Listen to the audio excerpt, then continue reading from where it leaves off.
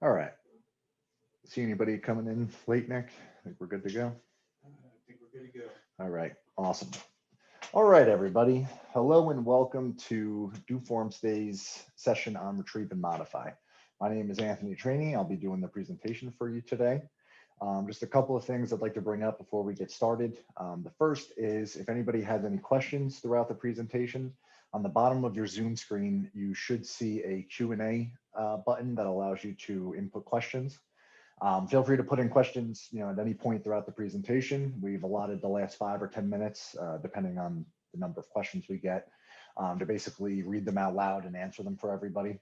So if you have any comments, any questions, anything like that, feel free to put them in there. On the keyboards with me, I have Nick Bauer. He'll be monitoring for your questions and things like that. And again, just thank you for joining our session for today. We really appreciate it. And let's get started. So to start off our PowerPoint, I just have a slide up here called customer driven technology. So just very quickly, I would just like to speak to the fact that, here at doForms, a lot of our functionality is very customer driven. And basically what that means is, we don't kind of add new features or functionalities for the most part, unless it's something that our customers have been asking for. So over the last couple of years, we've been listening to customer requests, especially the popular ones where a lot of customers are looking for this. We're also on the lookout for, organizations that have specific processes that we can support with some new and added functionality and things like that. So we greatly appreciate everybody's feedback. Please keep sending us, anything that you'd like us to add. We love the feedback. We love the customer interaction. So if there's anything in here, number one, that interests you, feel free to reach out to us and we can, kind of get you help setting up your application or answer any questions. Or if there's anything that you'd like to see added to any of the things we're talking about here, any new functionality, feel free to send that in to us as well. We love our customers. We love interacting with our customers. And, we listen to what you guys need, so if there's something that's missing, just let us know and we'll get it in there for you. So today we're going to talk about retrieve and modify features. So I have a few of them up on the screen here. I just kind of want to give you a little bit of background about the retrieve and modify tool itself. So in the past, in doForms, we had the ability to have, your mobile applications on your mobile devices and basically the ability to collect data on them. But we started getting more and more requests for, systems that required updates to happen, such as inventory, asset management, things like that. For when after I did a particular transaction, it would go back and update a database or a record for me to basically say, I sold something, subtract the quantity or move something or something like that. So in the past, we never really had the functionality to go in and, make edits to another form based on your form submissions. So after hearing our customers and seeing more and more asset management, inventory capabilities, things like that, after we saw more and more of our customers kind of wanting these needs, we created the retrieve and modify tool. So we're going to go through in here and kind of talk about, retrieve, modify, and the combination of both, kind of what it does at a high level and things like that. But again, this was all kind of driven from, we needed this functionality to kind of do these types of systems. And now that we have it, it adds a lot of flexibility, adds a lot of capability to your mobile applications to really enable you to have full-blown solutions now instead of just data collection and just simply, collecting data. The retrieve and modify capability adds a whole new list of capabilities for updating, updating things as transactions are going, and so on and so forth. And we'll get into a bunch of these as we kind of step through this list here. So for today, we're going to talk about the retrieve capability, hiding after click capabilities, some error message management, being able to set destination fields. We're going to talk about the modify capability, how the modify transactions are controlled. We're going to talk about case sensitivity. We're going to talk about some features where we can add and delete. We're going to talk about what the modify actually allows you to do in terms of the different functions that you're able to incorporate into your forms. And we're going to talk a little bit about only display this if, about some relevance capabilities with this as well. So to get it started off, let's talk a little bit about retrieve. So at a very high level, what the retrieve tool allows you to do is allows you to point to a database that you have in your account. and basically allows you to go over the internet with some sort of condition. And if that condition is found, it can actually retrieve information from your portal and bring it back down to your mobile device. So when I say a database or a record, what I'm referring to is what we call in doForms a form-based data source, where you can actually publish a form and use that form's data as a drop-down or as a data source inside of your form.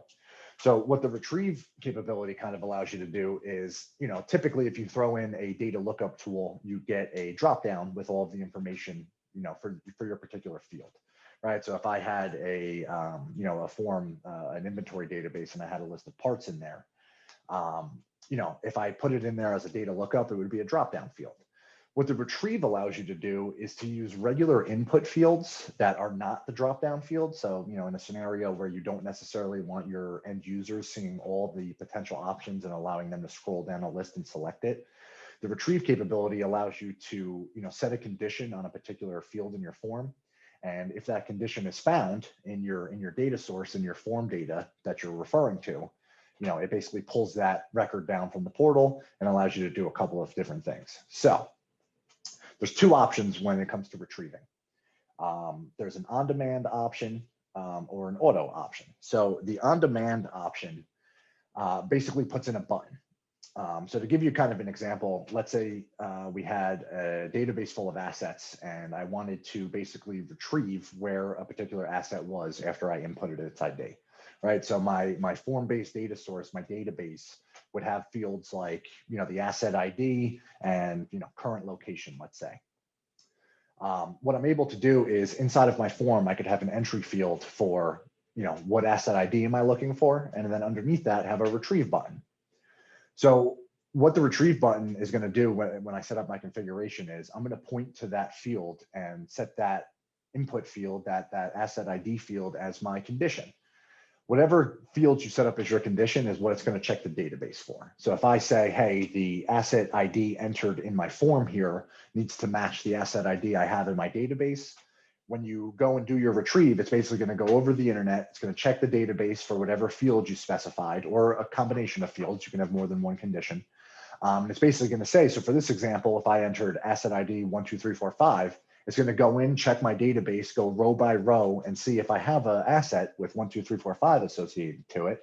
And if I do, it retrieves all the information that I've set up for it to retrieve. So the on-demand method that we're talking about here is an actual physical button that the user has to click to initiate the retrieve to happen, right? It typically happens after they input their information. The auto option removes the button out of the equation and automatically does the retrieve for you. So this is great for, in the same example, if you didn't want the user to click the button, you could set the condition to automatically run after the asset ID field had a value.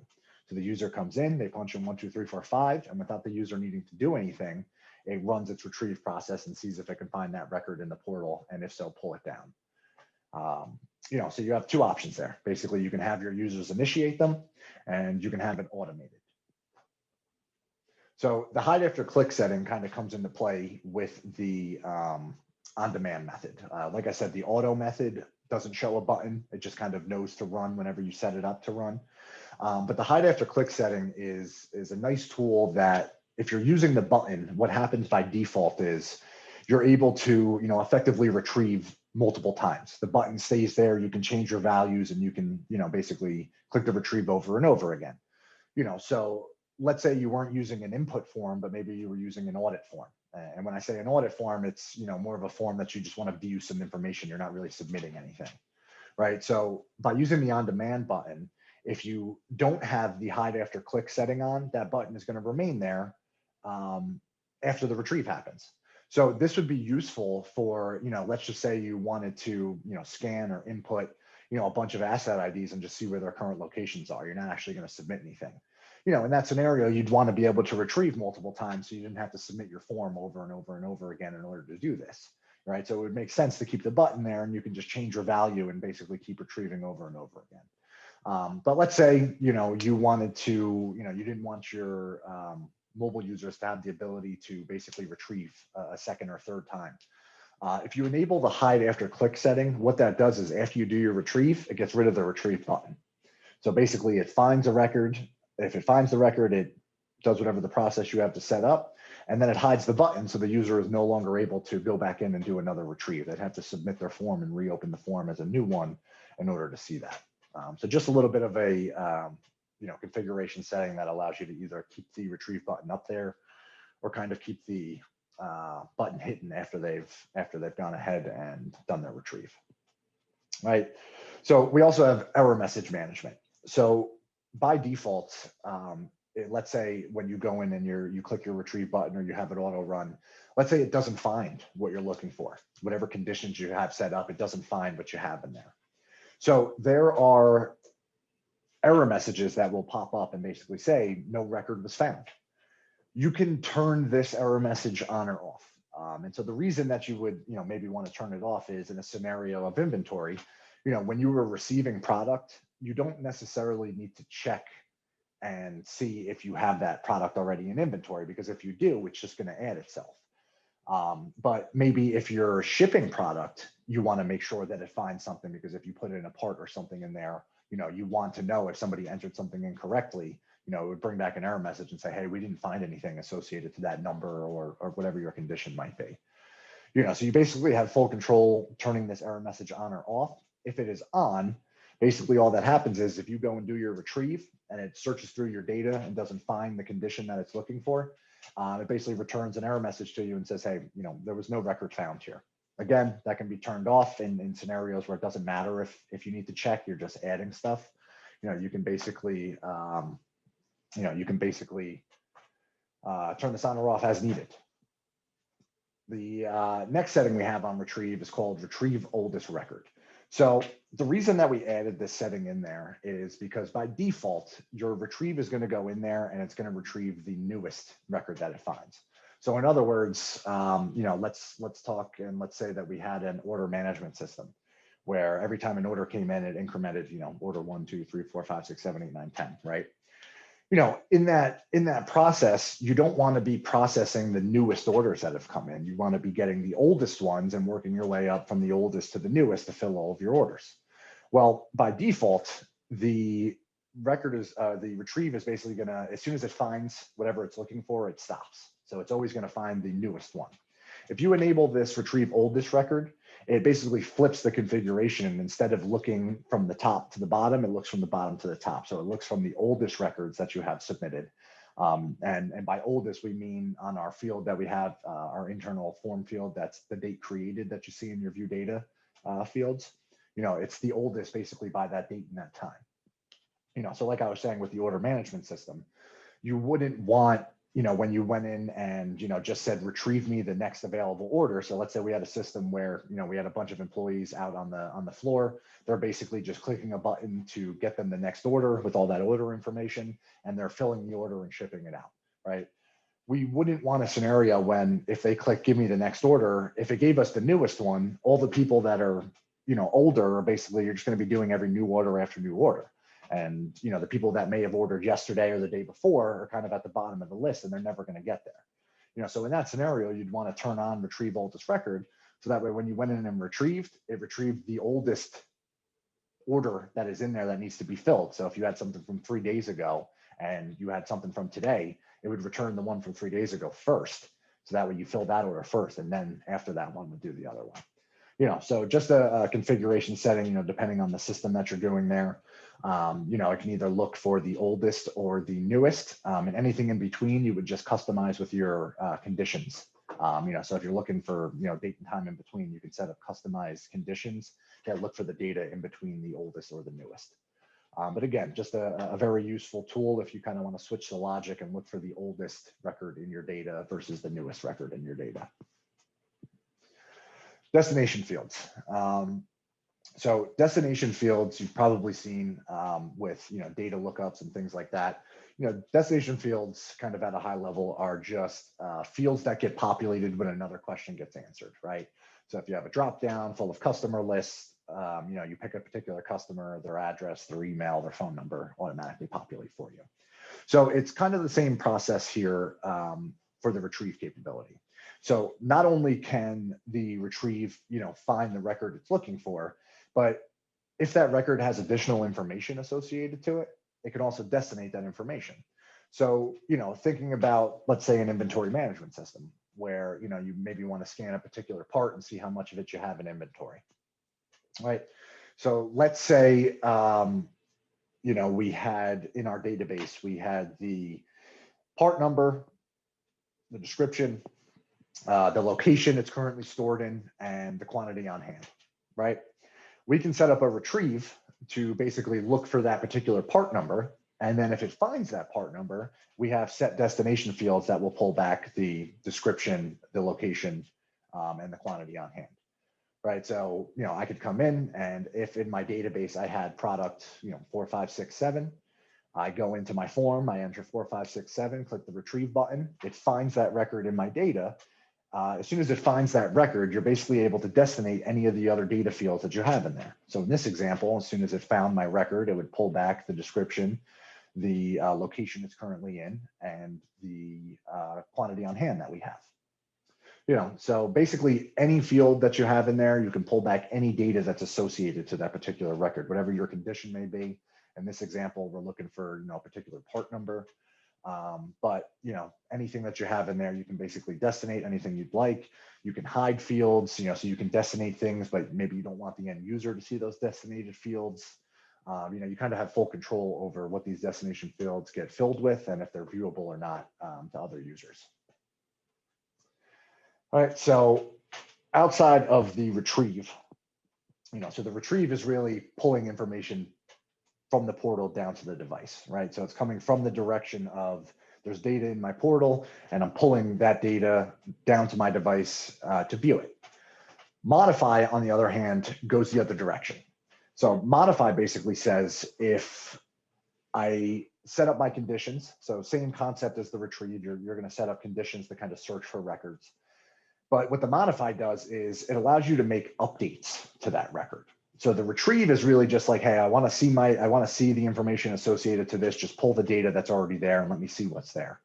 The modify, on the other hand, allows you to actually make updates to that record, either on submission, so when the form is actually submitted, or on demand. So the difference between the two is the on submission model, the update to the record won't actually occur until the form is submitted successfully. So once the form is actually submitted, it goes and it does its updates. The on-demand option, however, will actually do the update right there in the form for you while you're still live in the form, right? So an example of kind of both is, from the on submission, on submission would kind of be used if you don't need that record to be updated in real time. Right. So it might be like, I don't want, it might be, let's say, an asset checkout form where you don't want to update the asset to say that it's checked out until you finish filling out all of the questions that are required for you to get it out. Right. Because what happens if you're midway through, you realize you don't need it anymore, so you would use on submission. So after I filled out all the requirements and I said, hey, I want to check this out, I submit my form and now it updates my asset to say this was checked out. The on-demand would really be, kind of going back to that ordering system example, right? Let's say we had 5 orders in there, order 1, 2, 3, 4, 5, and myself and a couple of other employees were out on the floor filling orders at the same time. What we don't want to happen is if both of us, receive the next order, we don't want it to be that if I receive an order and it doesn't update itself and somebody 2 seconds after me does it and gets the same record, we could potentially be working on the same order. So what the on-demand setting would do in that scenario is as soon as I pick the order I'm going to work on, it automatically marks it as assigned or, edited by somebody or whatever, condition you wanted to set up. So that basically stops the risk of, if somebody else comes in at the same time as me, they're not going to get the same record as I am because mine's already been marked and associated to me as soon as I touched it, right? So the on submission wouldn't happen until I actually physically submitted my form. The on demand is going to be, as soon as I get my order, it automatically marks it as assigned to me and nobody else can kind of grab that because as soon as I said I'm going to work on this order, it updated it for myself. So it's just a question of, does the modification that you're trying to do need to happen in real time, or does it need to happen when you actually submit your form in? And you kind of have both of those options in there, right? So the modify transaction control, what that allows you to do is there's really two main settings for this. So it's basically just controlling when a modify actually happens. So, like I said, we had the on submission and the on demand, but by default, we have these settings turned off, these next two settings that I'm going to mention. But, there's also a setting to do modifications when triggering a dispatch. So an example of that might be to update a field in your database to say, hey, this has been dispatched at this time. Also doing a modification on a forward, if you're forwarding from one user to another. So by default, these settings are turned off, so the modifications are only on the submission or on demand, depending on how you configured it. But if you have a situation where you would like to see a modification happen when a form is dispatched or when a form is forwarded out, you can absolutely enable these settings. And then anytime you trigger a dispatch or trigger a forward, your modification conditions and configurations will happen for you basically during those processes. But again, those are turned off. So by default, if you forward to somebody or if you trigger a dispatch, whatever modify conditions you have set up will not be triggered unless you turn these settings on. Case sensitivity. So case sensitivity really applies to, if you have a set of data that, the people entering the data, they're not consistent, so we have had systems where, people might go in and sign up for things, but it's on the customer to go on the website and fill out their own information, right? So some person might put their name in all caps. Some people might put, first name, last initial. If you leave it up to people to kind of free write, some people might do all lowercase, some people might do all capitals. There's really no way of controlling how those inputs go in. So what the case sensitivity setting allows you to do is it allows you to basically tell the modify condition whether or not you care about the case sensitivity, right? So let's say I was searching for a particular person in a database, right? If I put in my name, Anthony, if I put it in all lowercase and I turned off the case sensitivity option, if I type in Anthony in all caps, it will still find the record because the values match each other. But if I have the case sensitivity turned on and you're looking for the exact answer that you've put in, I would need to type in my name the exact way that it exists in the database. So the case sensitivity really becomes a question of, the data that you're searching through, that you're trying to modify, doesn't matter if it's uppercase, lowercase, or, are we just looking for that value? And if so, find it and modify it. Or if, you have more of a, a system that, everything kind of needs to be exact, you can turn the case sensitivity setting on, and in which case you would need to have the exact answer that is in the database to match. Again, can be configured, turned on, turned off, depending on the situation that you're kind of in. In most scenarios, I would assume that the case sensitivity wouldn't matter, as long as it finds the correct answer. But, there have been some systems where, it's very strict and you need to input the exact information correctly. And if you don't, it gives you an error message. So in that example, you'd use the case sensitivity to make sure that everybody's entering their answers, correctly. So with the modify, so like I said, the modify itself, and we're going to go through some of the different options you can do there, but just kind of at a high level, it allows you to make, adds, deletes, just any type of modification, replacing values, things like that. So one of the features that we have on the modify is called delete from data source, right? So this functionality, what it does is, if you're looking through your data and it finds a match and you find your record, it can actually remove that record from the database, right? So, again, if I go back to the order management system, maybe you want a system that after an order has been assigned to somebody, you want to take it out of the queue. So think of it like a queue where anything that's in there is open. And as soon as it gets assigned, you want to delete it out and move it to a, sent out, list. So what the delete basically allows you to do is it's a checkbox that you can check on. And then basically, the functionality is if it finds the record that you have your condition set on, it can actually delete that record from your database. So, that's really useful in like an ordering system. Maybe it could be, removing products from inventory. Maybe all of a sudden you're going to stop selling a particular product. And instead of having to go and log into your system, find that part and, part or equipment or whatever it may be and remove it, or product and remove it, you can just have a delete from inventory form that has this functionality enabled on it. You scan or type in the part or piece of equipment you're looking for and just click a button and it automatically deletes it out of the system for you. So a lot of great use cases for that. Pretty much just gives you the ability to delete something out if it finds what you're looking for. On the flip side of that, we have add to data source.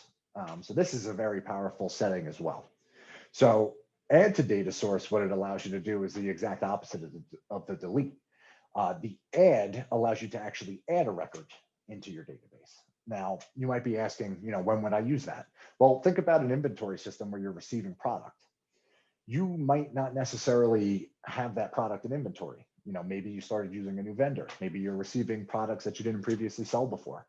And if all you have is just a check to find that part of that piece of equipment or that product, if you don't have the add-on, if you're entering something that doesn't currently exist in your database, there's going to be no update happening because it's not going to find it. It doesn't currently exist in there. So what the add allows you to do is if you check that setting on, it goes and it looks for your record based on your conditions. But if it doesn't find a record, instead of giving you an error message, it actually goes ahead and takes the information you've entered and adds it to the data source for you. So this is real great for, inventory management. If you all of a sudden have a new product that's not currently in your inventory, instead of needing to log into your system and basically keep track of all your new products and things like that, you just simply have a receive form that allows you to input your information. If it finds that product in your database, it just adds to your quantity. But if it doesn't, it adds a new record for it. So the next time that you receive it, it'll find it and just do the add.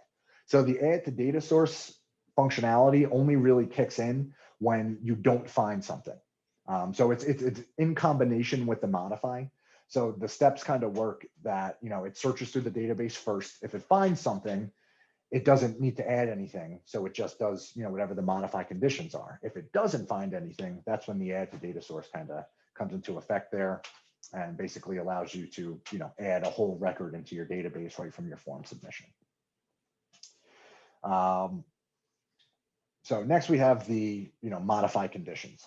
So this is actually like the actions that are going to happen when you're doing your modify. So I mentioned a couple before, but, so the first option you have is to clear a value.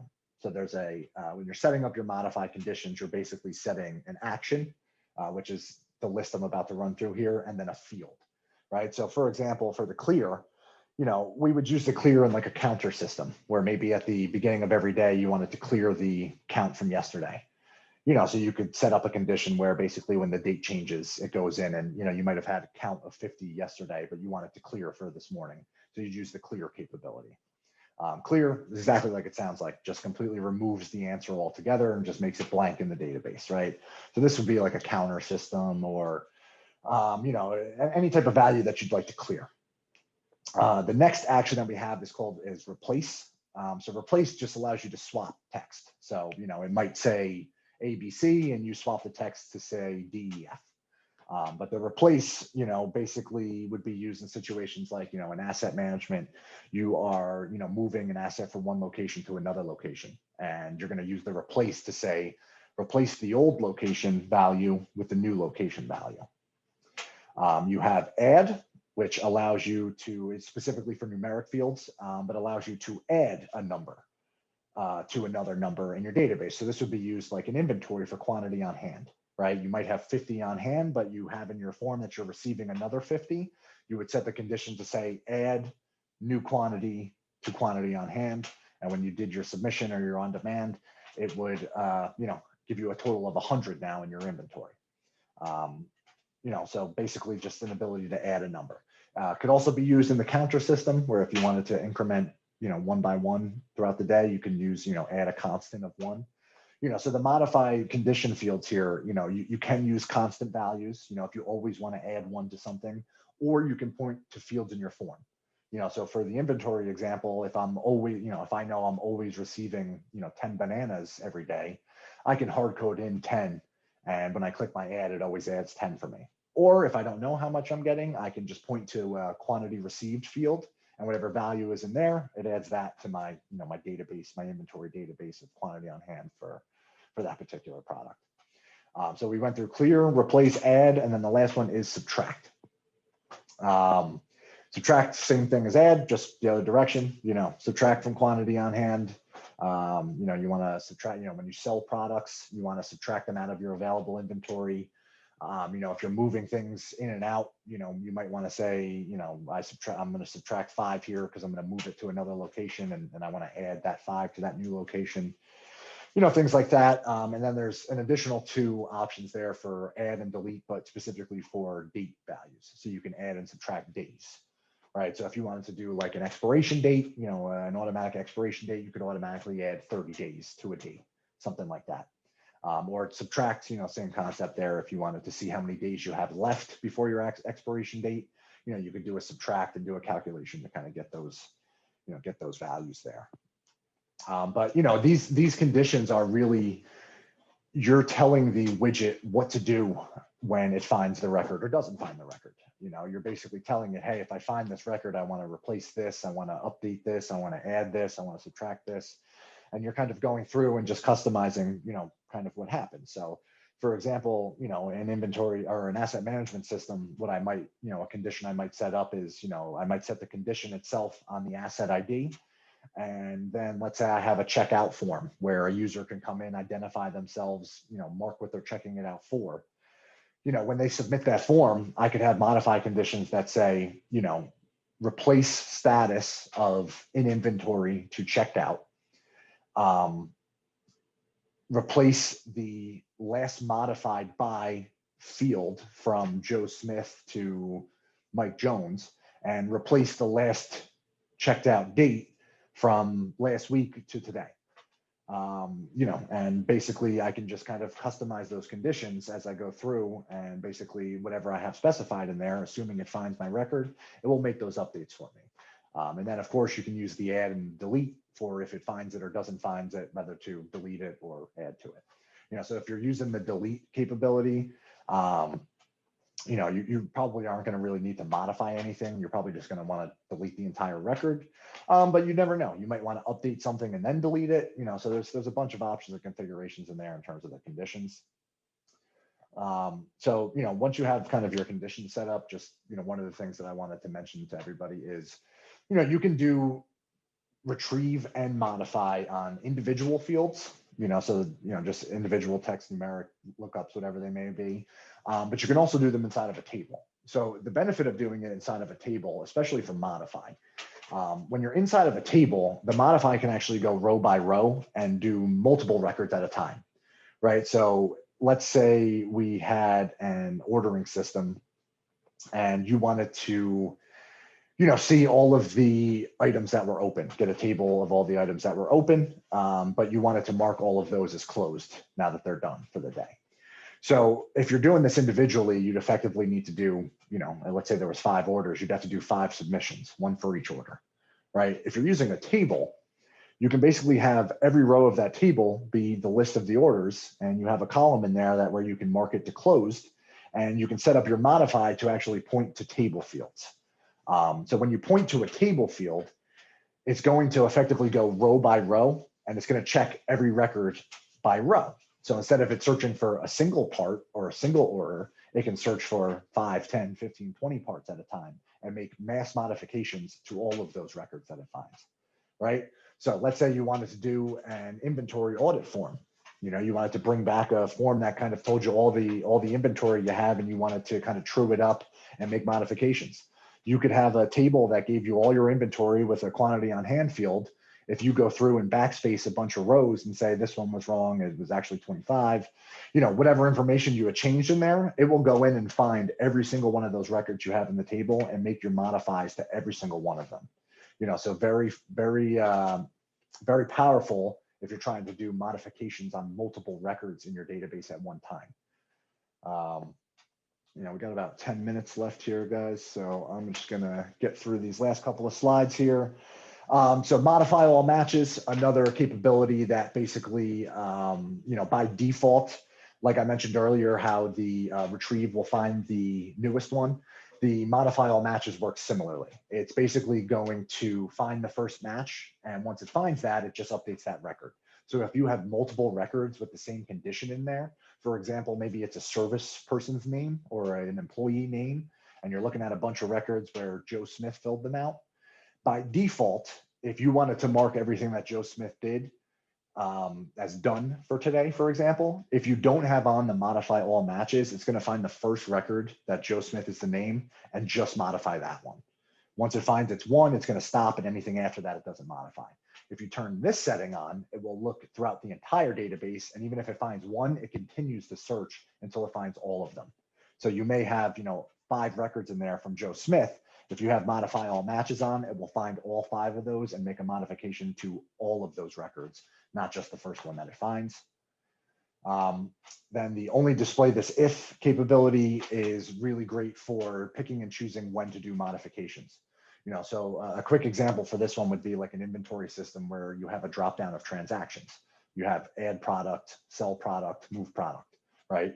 You don't want to trigger your add modifies or your subtract modifies when you're doing an add or vice versa, right? You only want your modify to happen if it's a particular transaction.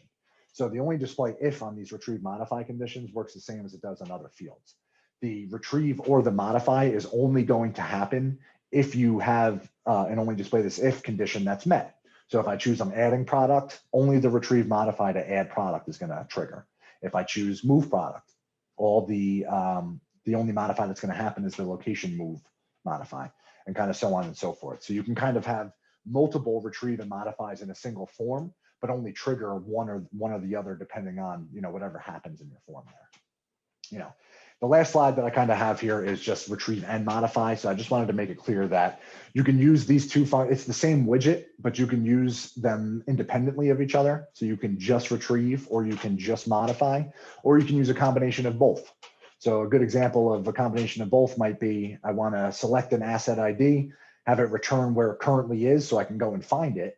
Then after I found it, I'm saying I'm taking it from this location and I'm bringing it to a job with me.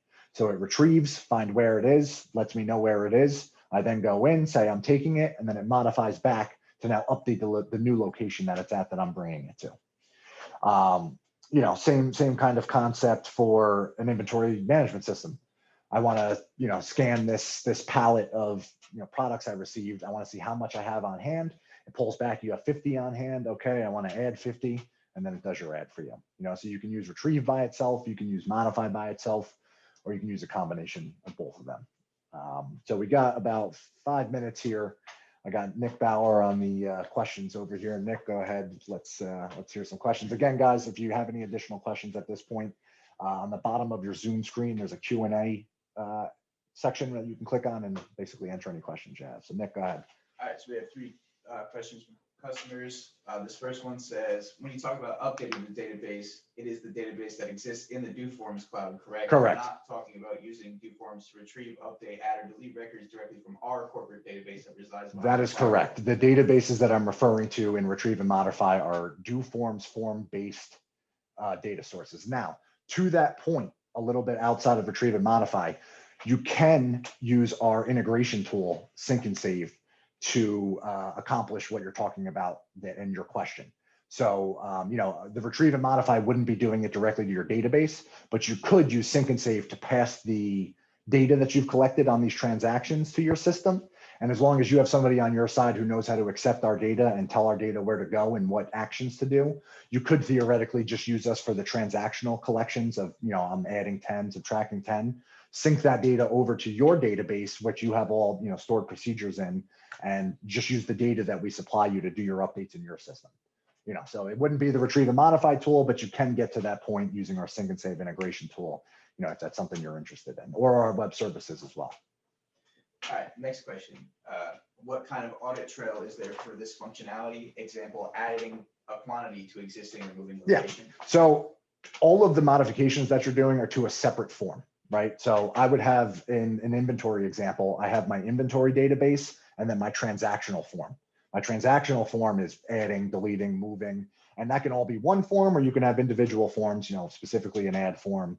So the database is really the live and updated information. It doesn't have any of the transactional records, but your form that you're using to fill out all of your data has all of your transactional data in there. So if I had, let's just say, a simple example of an add form, every time I submit that add form in my portal, I have the database that was updated, and I can pick the add form and see all the transactional records that were filled out on that add form.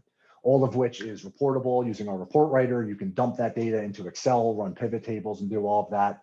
So your submission data on your transactions is actually your audit trail, and you can use that data as an audit trail.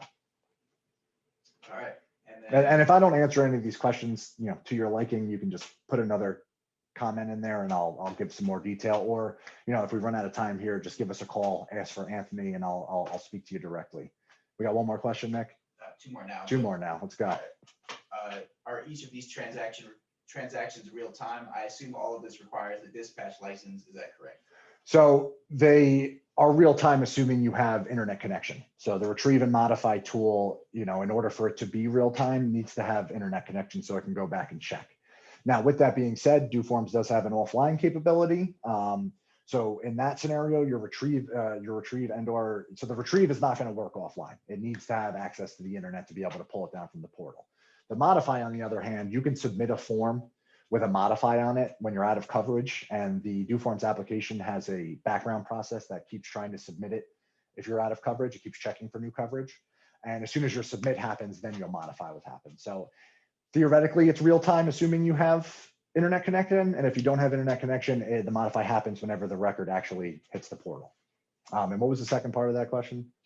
I assume all of this requires the dispatch license. So it's the advanced license or above, advanced or premium. This is not included in the standard package of doForms. So it's the advanced package or the premium package. All right, and the last one, this is a follow-up to the first question. It says, is there a flag that a record has been updated? We are using web services already to bring data from your portal into our database. It's custom, so there's not a system field that's going to tell you it's been updated, but what you would do is throw a, last modified date field or something like that you're manually modifying when you do your submissions.